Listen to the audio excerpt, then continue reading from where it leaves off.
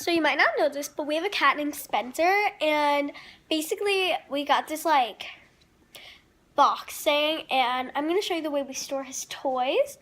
He's right here. He's a boy, his name's Spencer, and he loves his toys. We have way more than this, but here's these little toys, how I put them away, keep them clean, but a way he can still play with them. So I'm gonna show you my little trick.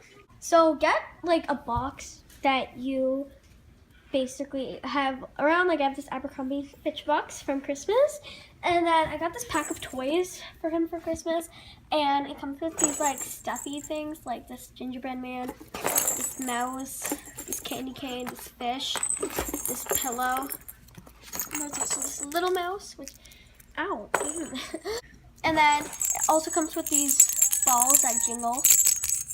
Then we also got him these squishy soccer balls, which he has a lot of these because we get him these like every Christmas. And this is my all-time favorite for him. I don't know. He likes to lick it and play with it. It's really fun for him. So cute. Then when you're done, just store it away.